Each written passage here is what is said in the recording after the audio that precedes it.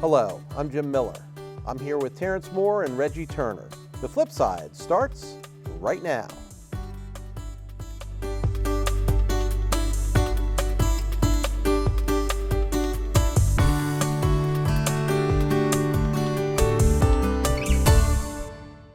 Welcome to tonight's show. Well, we have two very special topics this evening, all in celebration of events that are going in our city of Hagerstown. Culmination of a huge effort by many people, by state government, by city government, by county government. I hope I don't miss anybody. Just a lot of people involved. Tell me what happened this week. Tell me the TikTok of what went on this week. Well, I'll start. Just kind of a major event was on Tuesday. We were going to be doing the ribbon cutting and unveiling the home at 417 Johnson Street as it has been restored.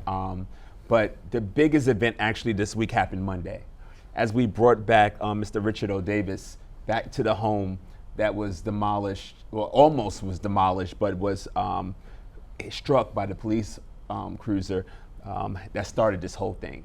And tell us who Richard O. Davis is, just for context. So Richard O. Davis is a community member in the Jonathan Street community. I believe 95 years old at this time. He's lived in that home majority of his life. He was the homeowner that was displaced because of the accident. His home, that he grew up in, that kind of held a lot of the community history, was at risk of being demolished. And he trusted in us to preserve his home, fight for his home, and we were able to walk in the house with him on Monday and have him touch and give us history of the home, to hear him laugh, smile, dance.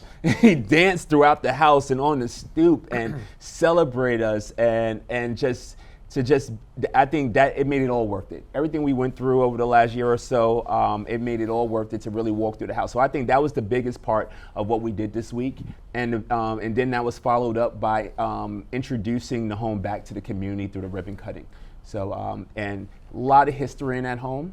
I'll have to turn that to my, our resident history geek over here. But, Reggie was instrumental in his position as a historian, as he doesn't like to call himself a historian, but he has become a historian of the community and shared a lot of the knowledge and really can speak to what that house means to the community from a historic standpoint. If we can, before we get into the history, sure. I want to explore one other piece. I mean, I expected, I guess, at some level that this would be a largely local event. It's not. No. We've got we've got the state interested, we've got media in the state interested, we've got national media interested, yes. And I heard today we have international media interested. Yes. What's up with that? Jonathan Street's story is now a global story.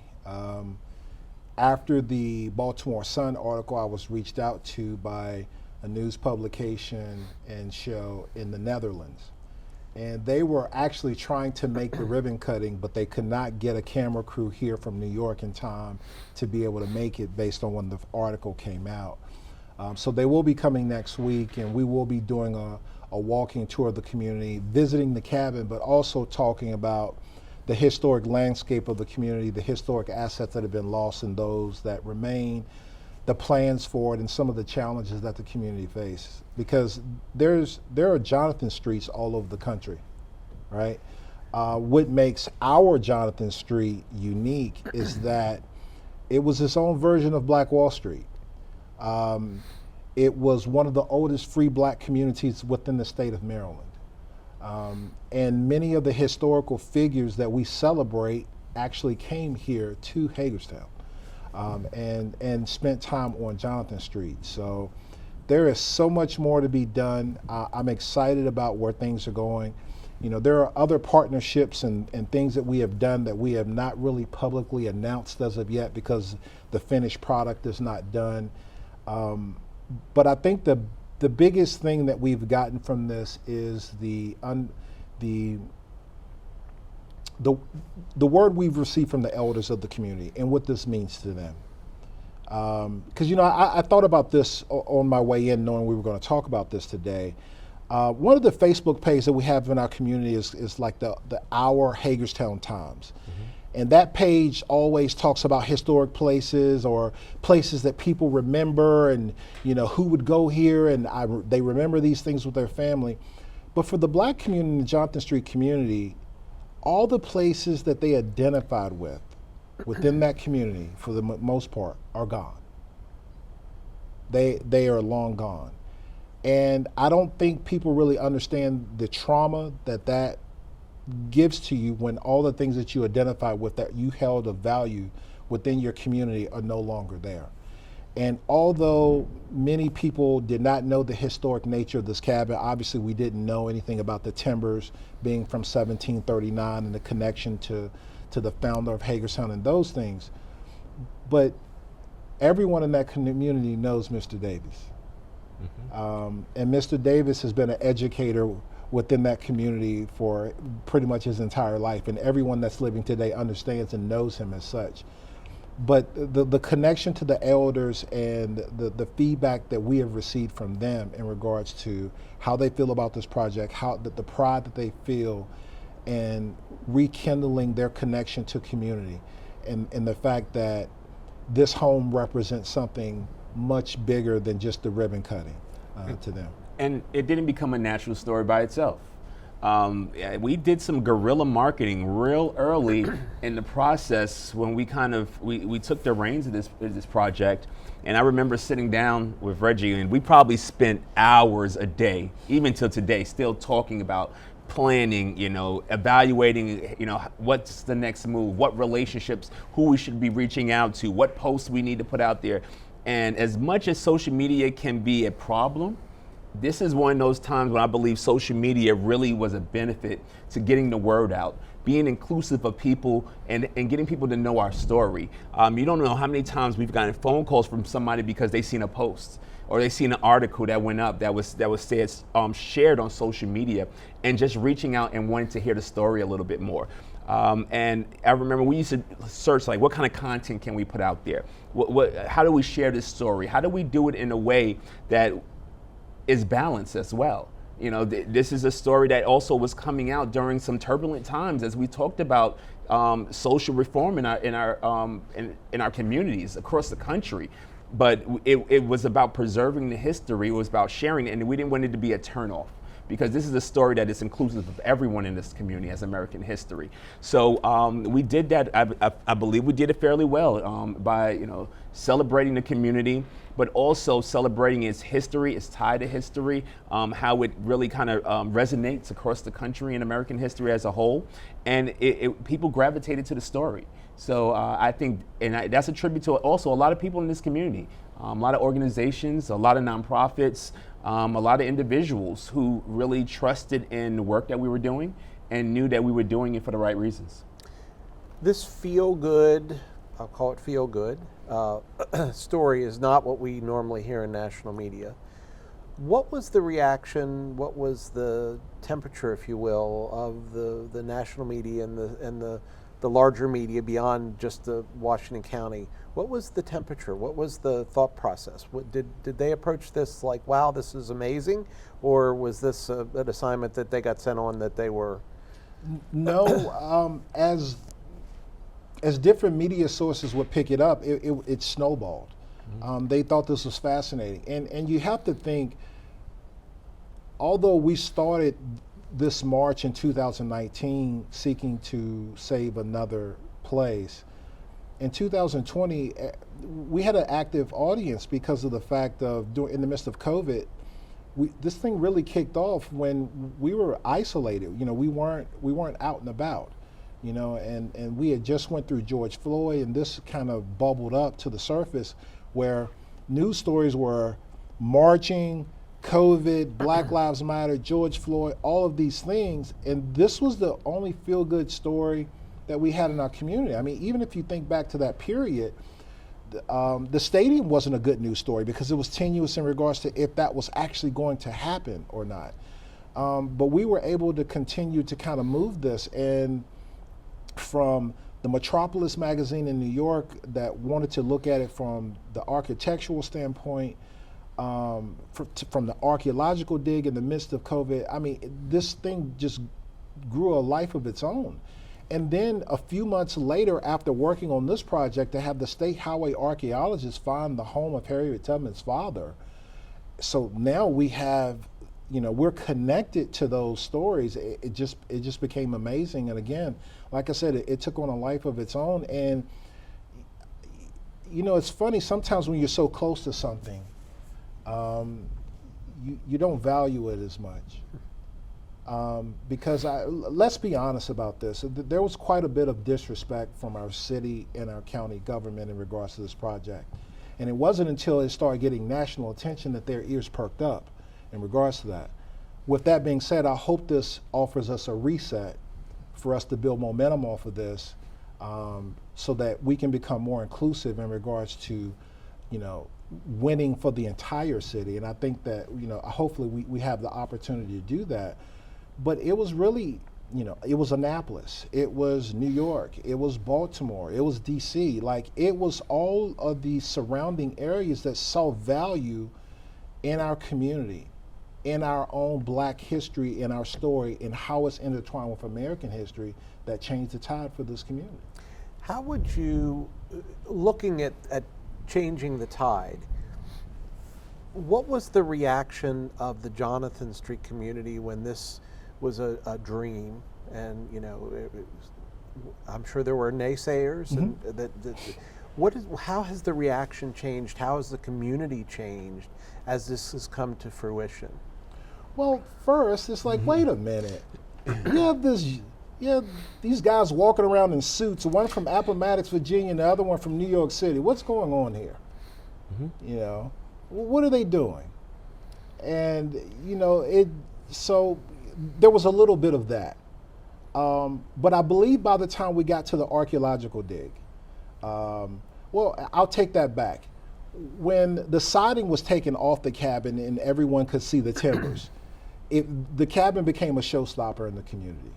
I think that changed the tide. It wasn't anything that we did to change the tide. It was just the fact that the cabin was the star of the show. And everyone's curiosity was piqued, and you saw those beautiful timbers. So then everyone wanted to know the story. And more so than just wanting to know the story, they wanted to share other stories. They started talking about other places that they felt were historic. They started to talk about other things that were demolished that they felt that shouldn't have been, and they wish that these efforts would have started with those.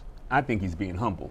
And it wasn't that easy. They didn't just take off siding and everything just, worked. I'm sorry.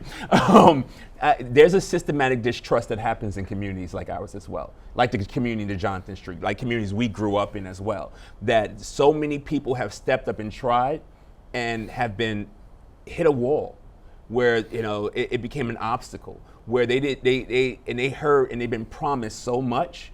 And then they hear two guys that come from outside of the community into their community and make promises. Of course they didn't trust it. Of course we had to build that trust. And that trust wasn't built by just removing siding. That trust was built by us being in the community doing financial literacy. Being in the community, getting support for the Robert W. Johnson Community Center that already existed there, and the funding that Reggie was able to obtain for the pool, and supporting that project as well. Being there and donating to the Ruth Ann Monroe basketball league that's in the community. Being present, helping small business owners, develop by that community at no charge. Putting money out of our pockets, our time and our talent, and supporting other leaders who wanted to do the same. Because you may see Reggie and I's face a lot, but it took a village to get to where we were at. We may have organized and we have made some connections, but there were a lot of people who played a part in this and that supported us throughout this process. So I think it was a lot of stuff happening collectively that this house anchored us together and rallied the troops of people who were willing to work together and build some trust. And then there was also some sabotage that was happening. I want to, probably a strong word, but the truth. Of people who didn't agree with the project, who were threatened by the project, who may have ingested some mistruths into the community. That we put $1 million to build this home. That Reggie and I were taking some of the money out of a capital budget and benefiting from it.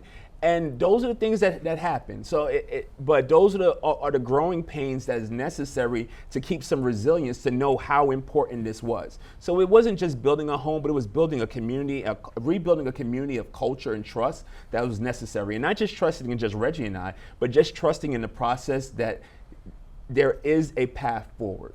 And that's what the house really meant as well. So I think it's more of a symbol, and really symbolic to what can happen in the community if everyone works together collectively. And that's not just in Jonathan Street, that's across Hagerstown, that's across Washington County, and that goes into the state of Maryland. We have more questions, but we need to take a break right now. Stay with us. When we come back, more on the activities and a little bit about the history at 417 North Jonathan Street. We're back after this message. Welcome back. Well, again, we're going to continue talking about the 417 North Jonathan Street recent unveiling. I want to get into the history, but before that, I want to finish up the conversation about the community and their involvement in this last week's worth of activities, as well as their what you see different today in the community that you, other than a refurbished house. What do you see different about the community today, and how are they involved? How are they included in these activities this past week? Well, the first thing is, what do I see in the community? I see a renewed sense of pride, and I've seen that renewed sense since people started to learn the story of there is value here, and that's just been an amazing process in itself. One of the testaments to the Jonathan Street community and beyond is that when the archaeologist team was here, when we would go visit the site, they would say, people have been coming by all day and they've been visiting and they've been sharing stories and they're so nice and they have questions. It was like they have never been on a site where it's been that active participation with the community itself. So whenever we would visit, before I would even go to the site, I would just talk to the elders, because the elders were on their porches every day watching this project unfold in front of their eyes. So they had a front row seat, so they knew everything that was going on. And if someone was around the home that looked a little suspicious or anything like that, they were shooing them away. Because people were stopping for photo ops and different things in front of the cabin, but people in the community, especially in the 400 block of Jonathan Street, became very protective of that, which I thought was awesome. That is awesome. And the community has a focus on the youth, with the Robert W. Johnson Community Center, with the Ruth Ann Monroe Summer Basketball League. So the youth have been the primary focus of most of the activities in the community. But there are the elders, the gatekeepers of the community. You talk about who trust you had to build. Those are the ones that we really had to show, improve, and be consistent. And it's amazing to walk down the street, no matter how much time has passed, and they recognize us, and they embrace us like family. It's welcoming. They have an expectation, and we have an accountability to them as well. We've had lunch with them and took them out to lunch, a group of, I think it was almost 25, through Miss Carolyn Sterling organizing that with us. So we've really tried to embrace the community as a whole and make sure that it was inclusive of everyone possible.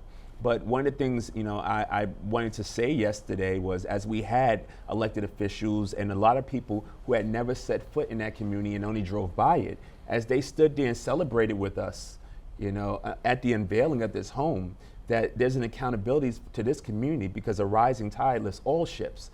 And this shouldn't be the first nor the last time you stand foot in a community that's part of the city as a whole, and come back, participate, be welcome, break down that barrier systematic of redlining that still doesn't exist on paper anymore, but still exists culturally and systemically, that sometimes we don't even know what's happening, because you say, don't go down Jonathan Street. And we changed that narrative to make it the historic Jonathan Street for what it is. Interesting. You had mentioned Black Wall Street. Yes. Have you heard or have you seen evidence of a renewed entrepreneurial spirit among the community, and do you have expectations relative to that? Well, if we just look at the city of Hagerstown, even in the midst of COVID, I think we have seen 10 plus minority black businesses started. The unfortunate part of that is that none of them are within the Johnson Street community. You know, in the early 1900s, there were 15 businesses there in accordance with Professor Lynn Bowman's book, 10 Weeks on Johnson Street. There were 15 businesses there then. At the height of the civil rights movement, there was over 60 businesses in the Johnson Street community. But unfortunately, our municipal government has rezoned it to be only residential, and there's 0 businesses there. And one of the things I said in my speech yesterday is that, you know, a generation or more of people have been stripped of the entrepreneurial opportunity to build a business in their own community. The spirit is there. The elders know, they remember how vibrant this community were. They can walk up and down that street and tell you all the businesses there, all the places that meant something to them. And ultimately, we want to hold our politicians accountable for what they have done from a zoning standpoint to redistribute wealth out of that community. You know, the other thing that happened with that community is Route 11 was moved from that community in the 1980s. So think about the state highway administration dollars that now go to Burhands, Right. that would have been in that community. And one of the things we asked the state highways to look at is, can we do an analysis of what was the impact on businesses after the highway was moved? Like, was that another strategic thing that was done that disrupted the entrepreneurial things that were happening in that community? And zoning has also been used to strip that community completely. If you zone it for residential only, then you don't even have a hope to open a business, and don't know sometimes how to go about getting that change if people don't fight for it. And there's no reason why a whole community shouldn't be zoned mixed use, to give that opportunity for investing in home. We know that generational wealth only happens through home ownership and business ownership to a degree. So if you can't own your home and you're only a renter, and you can't open a business in a community where you have your greatest influence, then the deck is stacked against you. And that's what's happened in that community. Well, you know, it's going to be very close to our upcoming baseball stadium, so it'll be interesting to Absolutely. see if there's opportunities there. And I won't suggest why the city, I've seen them do it in other neighborhoods, quite frankly, where they just rezoned something because that felt like that's what they should do. How long ago was that, by the way? Do we know? I believe it was systematically as businesses would leave, They would rezone that part of it. Right, and they weren't able to come back. Gotcha. And now everything is kind of looked at on a case-by-case basis. Okay.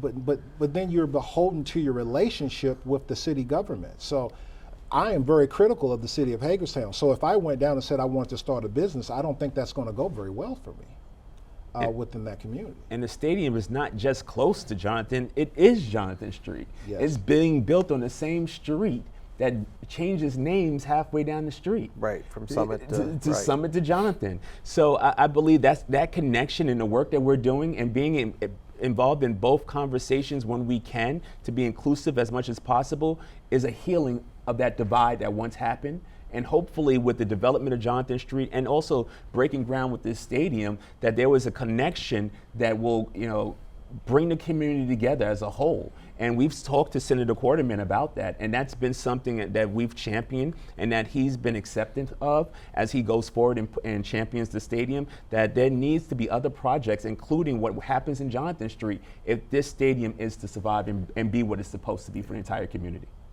Okay, interesting. Talk to me about the history for a little bit. Well, the history, and we're talking the history of the cabin, correct? Right. Well, the amazing thing about the cabin is that the property was owned by the founder of Hagerstown, Jonathan Hager, but it was just land at that point. Upon his passing, the property passed to his son, then his daughter, and then roughly around the 1830s was when the log cabin structure was moved from wherever it was. We're assuming it was from Hager's property elsewhere and then moved on to this site. And it was owned by German immigrants. And then it became continuous black ownership in the 1880s. And the first black person to own that cabin was Annie Bentley, a black woman who actually purchased the cabin. And I just thought that was a powerful piece as well, of just thinking of a black woman having home ownership in such a time as Really, that. yeah. So there's so much more to learn in regards to what her story is and the ownership after that.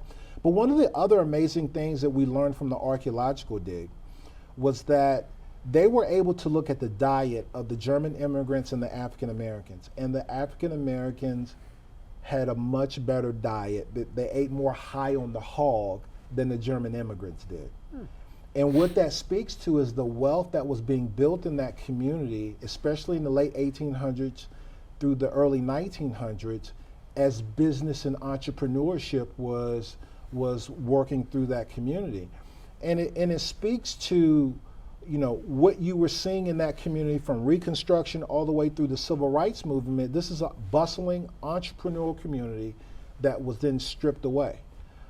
So the historical record is clear, right? This is not, you know, something that's in my mind. You know, through archaeological studies, through, you know, records that we have from City Hall, preservation studies, it's pretty clear that this was a bustling entrepreneurial community, and our goal is to return it back to that.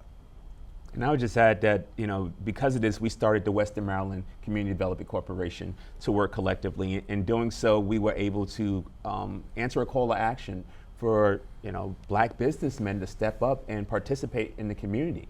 And there were a number across the community, but this allowed for many of us to come together and partner together and to answer that charge, because women have been leading in our communities for so long. So I just want to take the time to thank some of our other board members, Scott Guillory, Kenyatta Mason, and Mitchell Branch, who have been supporting us, as well as the board of that Western Maryland CDC, which guides us in some of our decision making in the community.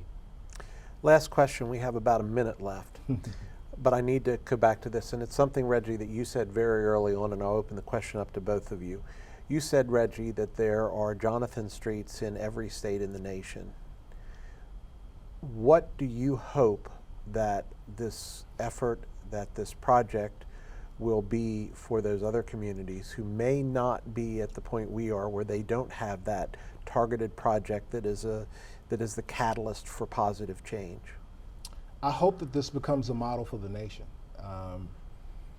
You know, the beauty of social media and cell phones and texts, without writing everything down, we have quite an extensive documentation of what we've been able to accomplish, what have been our hurdles, you know, and what's been the landscape that we're into. And, you know, whether it's a book, whether it's a movie, I mean, there's a lot of things there. And just dealing with the psychological impacts of a community that has been devoid of investment for so long. I mean, a lot of what we've had to deal with is just trauma that people from the community have dealt with, and navigating those landmines has been very tough, and it's an ongoing process. But the beauty of what we've been doing is that the elders of the community have really supported us. They've given us a lot of history, and when they talk about things, they really let us know that their struggle was much more extensive than anything that we've seen. So He left you 30 seconds. It's the blueprint, that's it, and shows like the flip side, and working with The flip side? you know, as well as like working with Three Roads Communication, who's documenting a lot of our work as well. Hopefully we leave as our legacy the blueprint for other communities to do the same. All right, thank you. When we come back, we have more good news about Hagerstown. The Women's Club is celebrating 100 years, and Carol Brashears from that organization will join us to talk about that. Stay with us. We're pleased tonight to have with us Carol Brashears from the Women's Club. Carol, welcome. Thank you. Well, So this is an interesting conversation for me on many levels, not the least of which is because the Women's Club is turning 100 this year, which is what we're here to talk about, but also because as much as I've been to the Women's Club for different events and the things that I've heard about it, I'm sure I just don't have a full understanding of what all you do. So Okay. we'll have lots of great questions. Terrence, would you like to start us out? Well, first, happy anniversary. Thank you. 100 years is a huge accomplishment. it is, for a women's group anyway. Yes. Absolutely, absolutely. So let's start there. Tell me a little bit about the Women's Club, how it was Okay. founded, and why it was founded. All righty. It was founded by a group of women who were called the Forward Club, and they originated during World War I to help with the war effort in Europe. So they did things like wrapping bandages and having fundraisers for the war effort. And then when the war was over, they did not want to go back into their homes. In fact, they said they did not want to become domesticated again, and they had felt some freedom and able to do some things. So they looked to start a club, a women's club. And that was a big movement around the late 1920s or late 1919. And so they went to the all-male Chamber of Commerce, who told them that they would need to get an organizer to help them with their organization. So they got in touch with somebody named Miriam Wilson, who has a very unique history of her own, and she lived in Charleston, South Carolina. And we have all the records. The women keep lots of things. I don't know if you've ever noticed that, but we have all the letters that they wrote back and forth. Again, we're talking about 1921, and they could not call people. There was no emails, there was no telegram. Well, there were telegrams, because we have a telegram from her, but they corresponded, and she told them what they needed to do. They needed to get a large membership committee. You need to keep the dues very low so that you have a large group to keep supporting the group. She wanted them to write bylaws, and all that was ready, and she came up for a visit in September of 1921. We have all the meetings from the chamber of where they met, what they did. Her last letter was very cute. It said, for identification purposes, I wear a blue hat, I carry a blue purse, and I am decidedly on the stout side, not very tall, because she was coming into the train station in Hagerstown. So they met, and they started right away and had daily meetings to come up with the bylaws, the mission, and everything, and we've been here ever since. Wow, that's amazing history. And I love that it started with a group of men telling women that they need help with something. Yeah. Yeah. I have 6 sisters, so I know that was a mistake there. You might as well say it was going to get done, right? And it was going to be done well. So congratulations again. And what are some of the things that are going on right now with the Women's Club? Well, right now we are celebrating our history, and one of the things that many people don't realize is that from the very beginning, when they decided to become a club, at that time, I guess clubs, it was very popular for clubs to all have houses. So they rented a home on West Washington Street that was owned by Dr. Ditto. And then they looked to purchase their own home. And so they decided that they liked this home on Prospect Street, and that has a whole other story about it with our first president. Her name was Ann Gans, and she has a very interesting background. She was from Chicago, and her father was actually a 49er, and he got huge amounts of money in the gold rush. So they owned large amounts of land near Pasadena. But she went to a boarding school in Chicago, and some women from Hagerstown met her and thought that she would be a great match for a Dr. Preston Miller from the Miller House in Hagerstown. So they met and had a whirlwind romance. Actually, he went to a medical conference in Europe. She was on a steamship, went over. Now, we're talking pre-Titanic now. We're talking about 1910.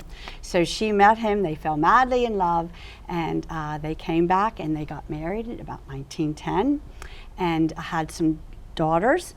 He unfortunately died in 1916 of tuberculosis. So then she had met another man from Washington, and his name was Emmett Gans. So he was a developer, and he actually developed the area known as Fountainhead, that now we know as Fountainhead. And so they bought a house on South Prospect Street, and they sold it a couple months later. They bought it like in March and sold it to the Women's Club in June. So the house itself has a very interesting story. We're, again, dominated by women. The land was purchased in 1837 by a woman named Susan Hughes, and she built the house the next year, which again was very unusual for a woman to be able to build a home in 1838. And it has had a lineage of women. She sold it to a man named David Barr, who had a wife named Christina. David died. It went to Christina, and then it went to Christina's daughter, and then it continued down until the Gans family bought it and then owned it only for a couple months. I'm always amazed at what these women did, because it was we just had gotten the vote in 1920. But in 1921, not only did they buy this home for $13,000, they took a $40,000 loan out to redo the home. So they tore down the L shape of the home and added a commercial kitchen, a dining room, and an auditorium. And the other thing that they did is they added rooms upstairs to rent, because they always wanted to have a steady stream of income and they rented them to single women. At the time, there weren't a lot of boarding houses, so women had to, or there were boarding houses, there weren't a lot of apartments for women, so women lived there, and we have continuously rented to women since 1924, and we rent to women of limited means, and we have 15 rooms. And You do that today? oh yeah, we have gotten women that are, Reach has referred women to us, CASA has referred to women to us, so we have some women stay for a couple months just to get themselves back on their feet. For whatever reason, they need to have a safe, clean place to live. Others have lived there for years. We had one lady who was there and she was 80, and she actually had a stroke, and the other women took care of her in the house, and she passed away, but they formed their own little sorority, or their own little women's support group. Some of the home, and we're really redoing the rooms now. We are really concentrating on them with our 100th anniversary, and some of them have bathrooms in them, some of them don't. They have a communal kitchen, and so that's the women, the forward thinkers of this Forward Club decided that if we're going to have a club, we have to have a steady stream of income, and having women rent rooms from us would be that steady stream. So we've been doing it ever since. Wow. That And is most quite people don't- entrepreneurial, number Yeah. one. Exactly. And They- forward exactly thinking. what I was they were amazing. They were amazing. We have a couple cute stories. In 1924, they brought Anna Pavlova, the Russian dance troupe, to Hagerstown and rented the Maryland Theater. And they made $1,500. Well, first of all, they wanted to make sure they made 100 people in the club commit to buying $10 worth of tickets. And it was standing room only, and they made about $1,500.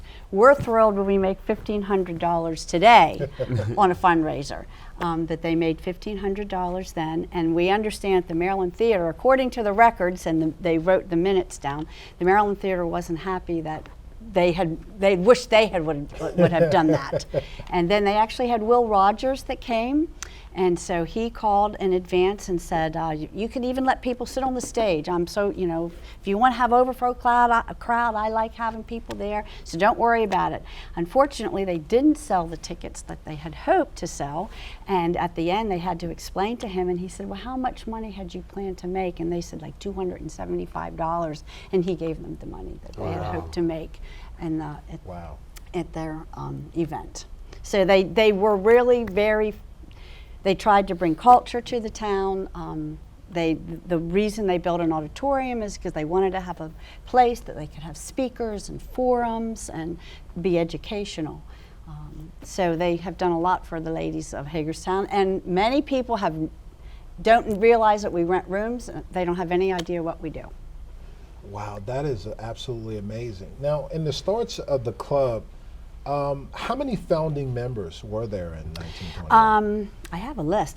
We have there were 18 on the board that were the original committee to start the club, but then they did start with charter members. And I know that at our 75th anniversary, they still had they had 50-year members, and we had 300 members when they started, so I don't know if they were all considered charter or not. But we had 300 members the first year, so maybe they were all considered charter members. And many of them were really very, like Mary Titcomb, who started the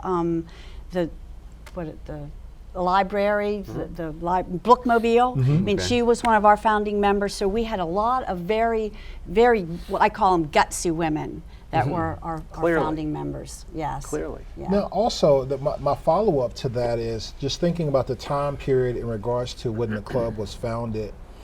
You know, a few years later, you're running into the Great Depression. Good question.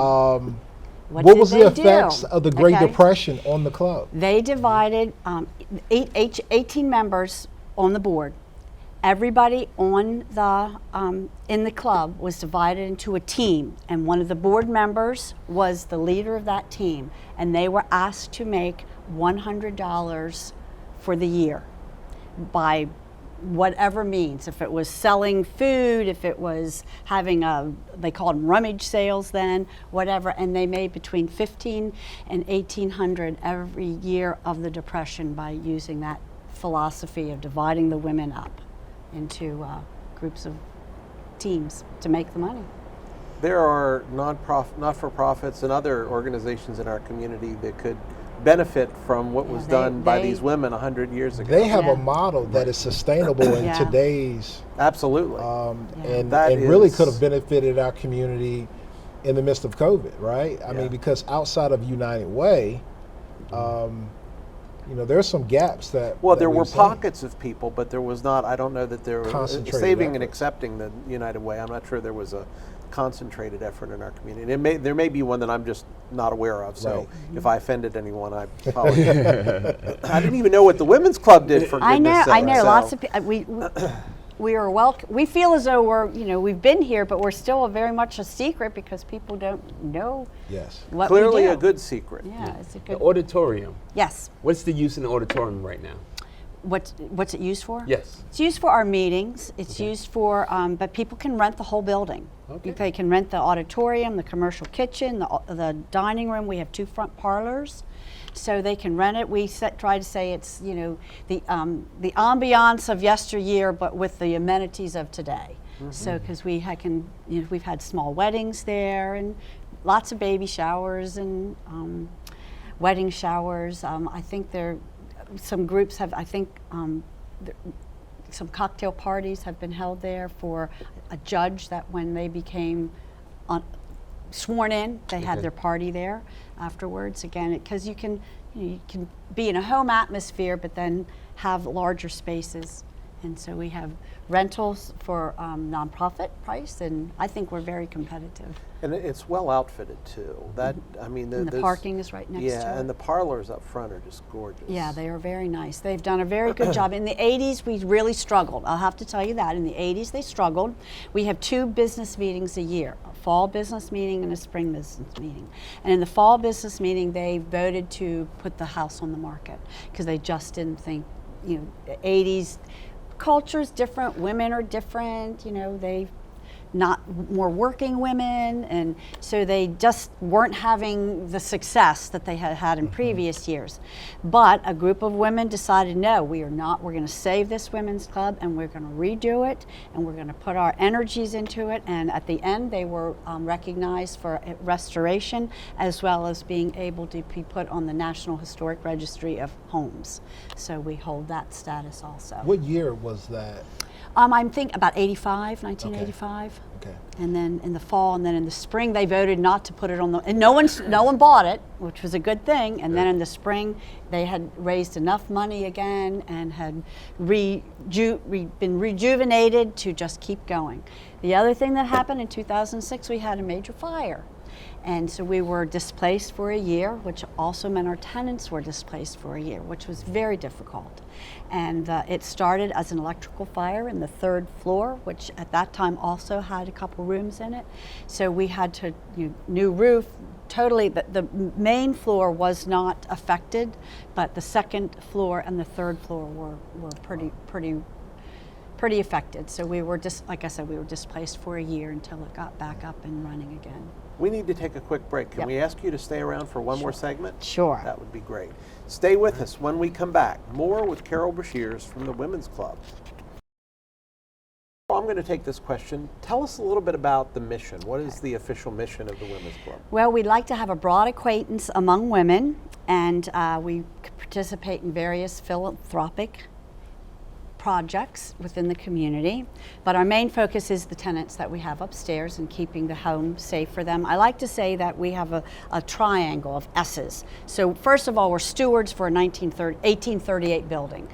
You understand with preservation what it costs for that old building to be preserved and the upkeep of it. So we're stewards of the building. We are a social club. That's, we do have lots of activities, from mahjong and bridge to a walking group to book talk to and numerous things that we do as activities. And then we are also help with the social aspects of our community. We work at the St. Mark's Lutheran Food Pantry, and we participate with the Red Cross and the Salvation Army, and donate to children in need, CASA, REACH. So we also do things like that within our group. Having a group in 1921 that was run by, owned by, managed by women was very unique. As you look at today and into the future, what are the unique qualities you think the Women's Club has today, and how do you think those will continue? Well, we have a very vibrant group. We have a group of women who want to do things together, and that's not different from Mrs. Gans. I read what she wrote in her first annual report, and she talked about you really know somebody by standing beside them and working side by side. You can tell who the workers are and who the ones who aren't the workers. So they've always encouraged everyone to become involved.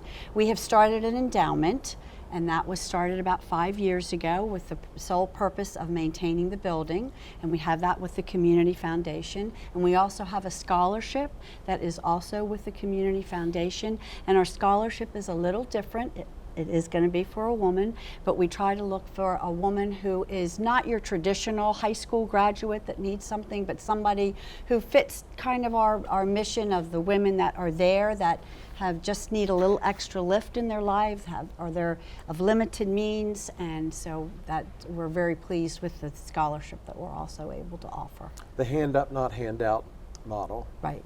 Excellent. Well, I don't think there's anything on the list that you haven't done, right? And even in 100 years, I think that many organizations will miss the mark or stray away from their mission. And I love that you have a representation, even a visual representation of what you really stand for, and staying, philanthropic in the community, staying entrepreneurial, and making sure that funds are coming in and using and recognizing your environment and manipulating, business models to really bring in funds, as well as giving back to the community, and like I said, in that philanthropic way.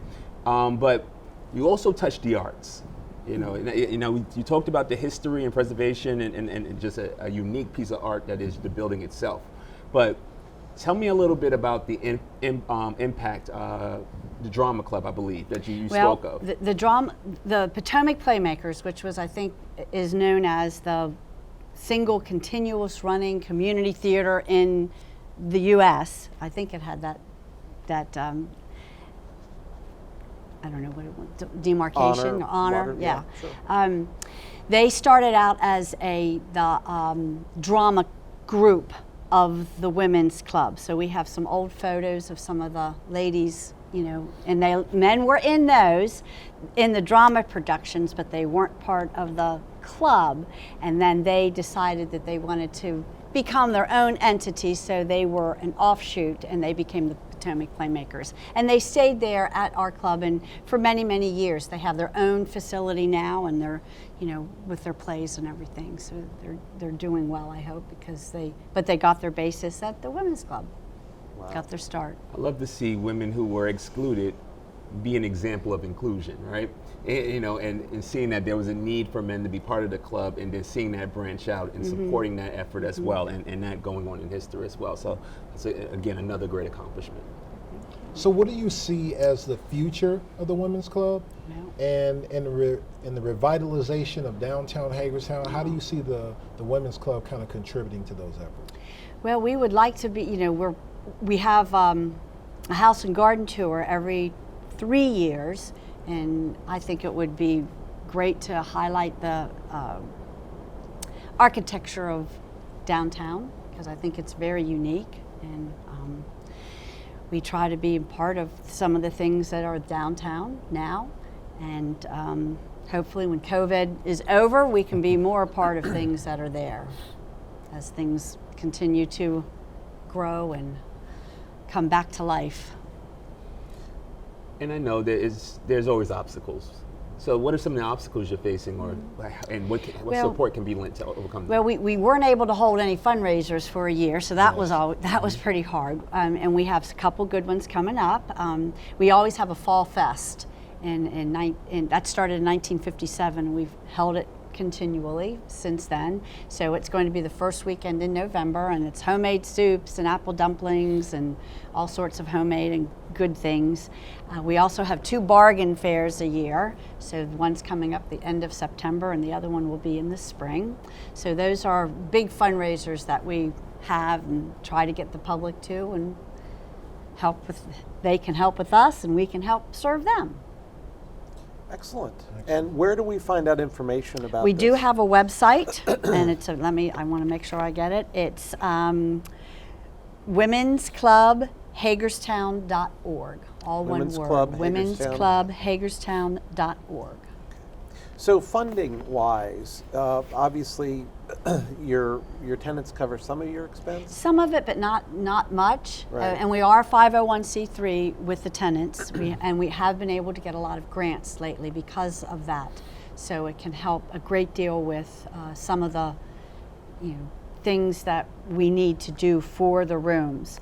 We had an adopt a room program this year with our members, and they could each adopt and make sure that the rooms had an air conditioner, because we had all different ages and we wanted to get everything new. To the same, yes, yeah. the same level. And we also, make bedspreads and towels, and just spruce up every room, fresh paint on everything. So we have a committee that's worked very hard to get all the rooms back up to a good standard. We took all the carpeting up and have the nice wood floors now. So You said that you have two funds with the Community Foundation. So are those funds that the public can donate to? Oh, if somebody sure. had yes. money that they wanted to put into the Women's Club, they could do that through the foundation? Oh yes. And how do they get information on that? Is that on your webpage?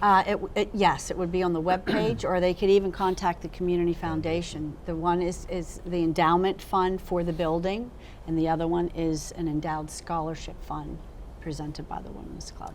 You mentioned the garden tour, and there's a lot of work that goes into that garden. I've been through there on various occasions. Who does all of that? Well, we have a garden club, and that's 90 years old. So they started in 1931. So they take ownership of the garden. It's a federal style garden, so everything is to be historically correct of what would have been in a garden at that time. And Suki Rankin is one of our heads for that. She oversees that, as you can imagine. That doesn't surprise me at all. Surprise you at all? She does our beautiful planters out front and the side, and she oversees the garden very, very well. Yes, I'm sure of that. Yeah. Excellent. Carol, the last question I have for you is, what would you like your legacy to reflect when it comes to your participation and involvement with the club? I just think the history is so important. I just think that and a lot of this I have to give my mother credit, because she, well, all the ladies, but I remember seeing my mother at night write down and would go through all of the minutes we have the minutes from 1921. She would write down all of the different things that the club had done and how they had supported. I mean, at one time they brought kids from the Fresh Air Fund, if you're familiar with that. So they brought kids in from New York City from the Fresh Air Fund. At one time they helped and supplied money for the milk fund before milk was free for the public school students. So that was a philanthropy that they did. So I watched her do all that, and I'm just part of keeping her legacy alive, so that the history of the club can be out there and everyone can see it. That's great.